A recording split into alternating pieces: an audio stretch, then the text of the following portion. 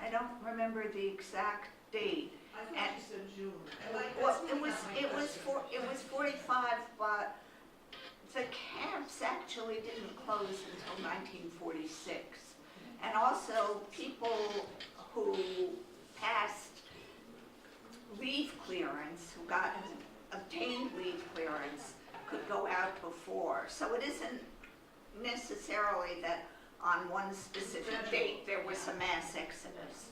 My question really is, what was at the time the impact of the dropping of the atomic bomb, and not just on them, but on racial prejudice at the time? I'm not too sure that I understand the question, Barbara. Did it have an effect on hostility toward the Japanese Americans? Or did people feel more sympathetic to them? No, I think that people were not feeling very sympathetic afterward. My mother and I had left the camp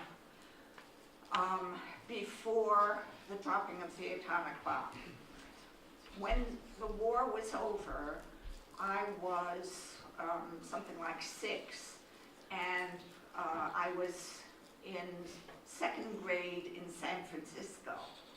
And I can tell you that after the bomb was dropped, the kids around me, where I felt a complete stranger, which I didn't feel when we were living in the camp, the kids around me were the little boys who were drawing, making drawings of jet planes and things like that.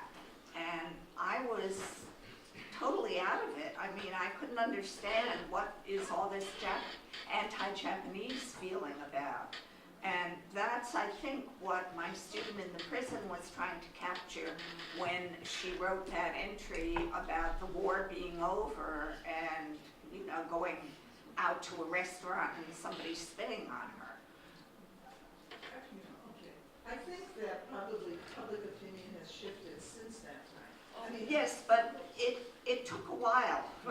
It took a long time, and even, decades afterward, when the Japanese industry started becoming really competitive with American industry, particularly in the automobile production, there was a terrible incident in a bar, a famous incident in which a young Chinese man who other patrons thought was Japanese got brutalized and killed by some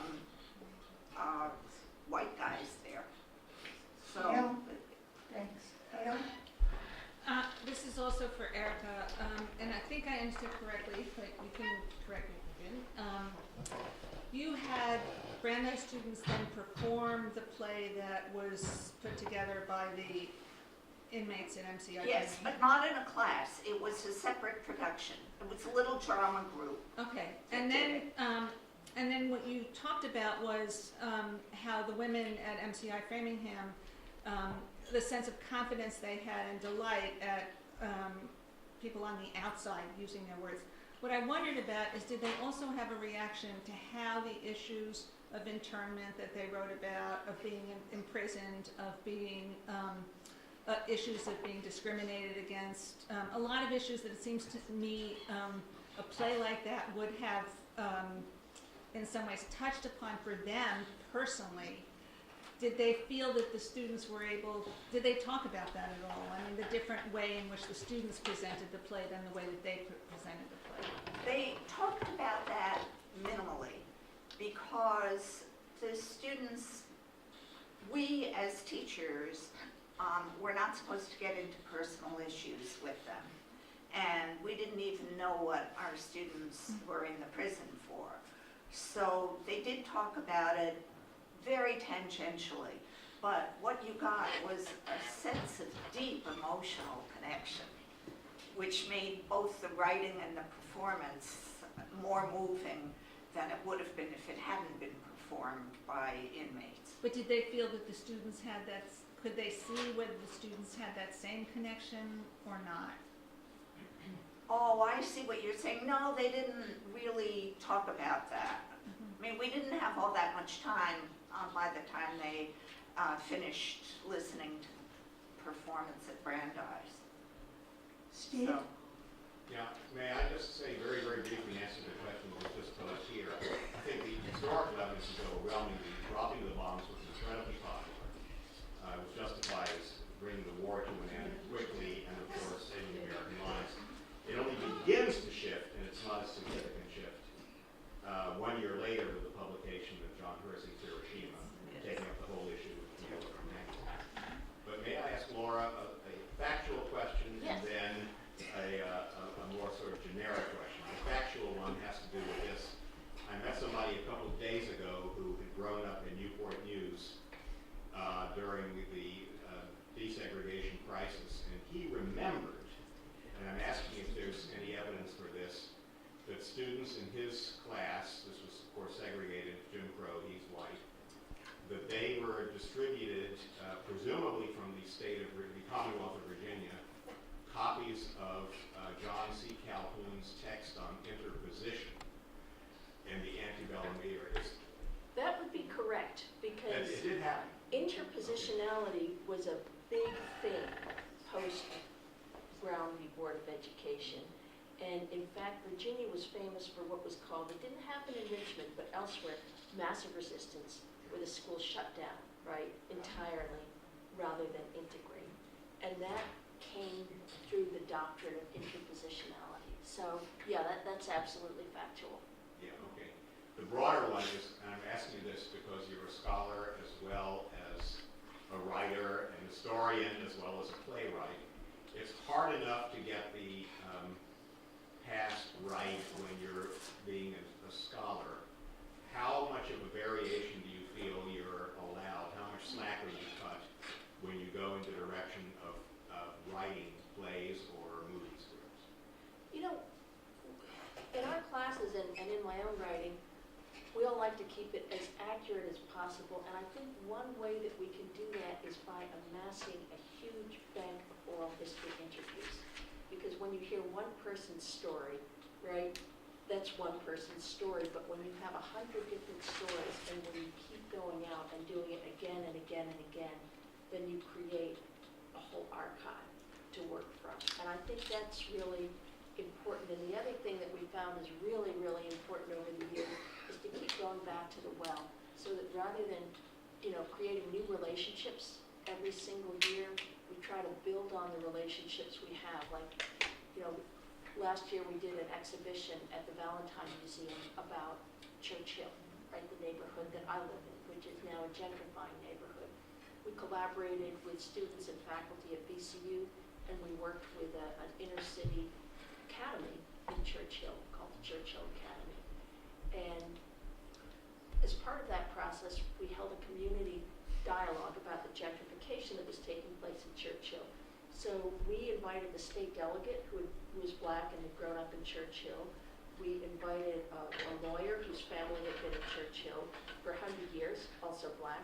We also invited the owner of the hipster bakery that had been written up in Bon Appetit and the New York Times and elsewhere, right?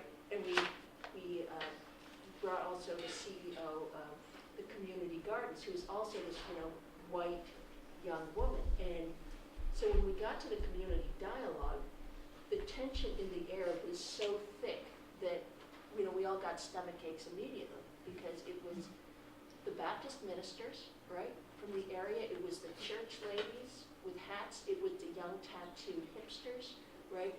All of these different constituencies who were never normally together were there together. And the dialogue was really interesting, but what was even more interesting and terrifying was what happened afterwards, when Patricia and I were cornered by some of these ministers and by the city councilwoman and said, so is this just another hit and run ethnographic project, done by kids from the suburbs who are here to have an experience? And we said, no, we're committing to doing 2 more years of projects in Churchill. So this year, we're doing a documentary drama about gentrification in Churchill, and we're going to be working with Tectonic Theater Company in the spring to bring it from page to stage, which we think will be really super interesting. We just got back from a 5-day trip to Houston to study gentrification there. We're going to New York in the spring. We're doing a whole number of connected projects. And then the next project that we do will be a history of Armstrong High School, which is one of the oldest black high schools on the East Coast. And it's having its 150th anniversary. And it's gone through a lot of changes and nothing's been done. So we're using that as a kind of lens to study civil rights and education in the neighborhood. So again, part of what we've learned is you have to keep talking to people, talking to the same people, having them introduce you to different people. Cyber stalking is really fantastic, but it has its limits, right? It's so much better to just build a more organic network of people in the neighborhood. And P.S., the last thing I'll say is, through all of this, I've really come to realize the importance of thank you notes, because when you do a handwritten thank you note, people pass it around to all of their friends. I never knew that in the past, but people will contact us saying, I saw that thank you note that you wrote, and now I want to be part of the project. So it's a really, really interesting process, and we learn a lot all the time. Last question, Judy. Oh, wait a minute, 2 questions, Judy and then Katie. Well, first, I thought it was a great panel, and as you were talking more, Erica, and then Julian and Amanda, when you got up, I started to link what you were all doing. And as you were speaking, I was thinking about the Wake County incident, where the Koch brothers came in and funded unseated, the election, and the horrible thing, but then a documentary was made about it. One of the thoughts I had is that would be, when you think about the players involved, it would be a great thing for the 2 of you to take up as the next project in terms of dramatization, because it gives you great elements. And the other was the whole issue of shackling of women in prison. And when we taught women's courses in the MCI Framingham, unbelievable things exchanged with Norma Swenson and I spent a few years there. One of the things we stopped, of course it got reintroduced later, was the shackling of women when they were pregnant, when they were in labor giving birth. And then, of course, it was reinstated because it was at the whim of whoever was in charge. And we finally got, a couple of years ago, legislation in the state of Massachusetts that banned the shackling of women in labor. However, what Nancy Burton just told me about an hour ago is that it still happens, even though we have a law against it, because that isn't what sometimes the guards or anyone wants to do, and nobody's there to enforce it. So I thought that would be another great idea to bring attention to the public that even though we have a law, one of the most barbaric practices we have in this country, and it happens all over the country, there are a few states that have banned it, is the shackling of inmates, women inmates. And this is something that we could, through dramatization, maybe bring to the forefront in the mind of the public. Well, fortunately, I think that there's some prison reform in the air. And I don't know if you saw it, but there was an article in the Globe, probably in the past week, about that very issue. And there has been some progress. In New York's another state that fought and won in the state legislature. And Bristol Village. And but I'm sure wherever we won the battle legislatively, we still have inmates, women prisoners experiencing this, so that it's something that hasn't gone away. Though the public sometimes think when you pass the legislation, you don't have to worry anymore. No, and the other really terrible ordeal for them, as for I think any inmate, is the solitary. Every so often somebody couldn't come to class, and a friend would say she's in the hole, and it could be weeks. And fortunately, there's been a lot of publicity recently on the damage that does to the inmate. Katie, you get the last question. I just want to say how powerful the panel was.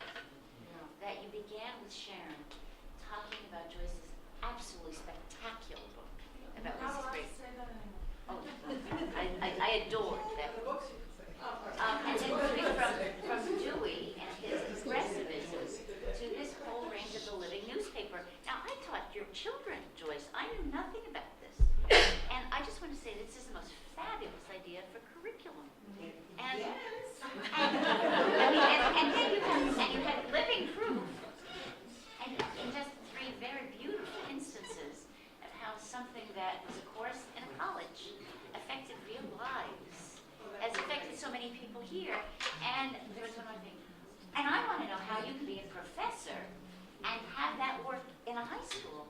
mean, how do you do it? I work at a university where it's really hard to get any time outside of being academic and keep your job.